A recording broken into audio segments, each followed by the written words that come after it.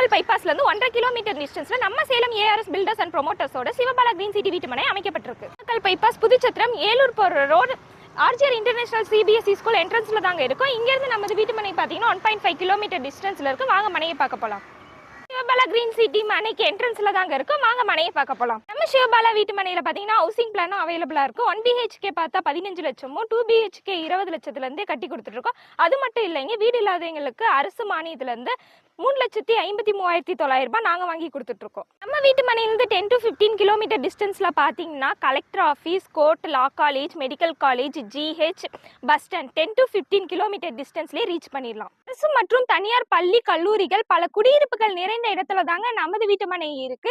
இவ்வளவு வசதிகள் நிறைந்த நம்ம வீட்டு மனையின் விலை பாத்தீங்கன்னா ஒரு சதுரடி 475 ரூபாய் மட்டுமே.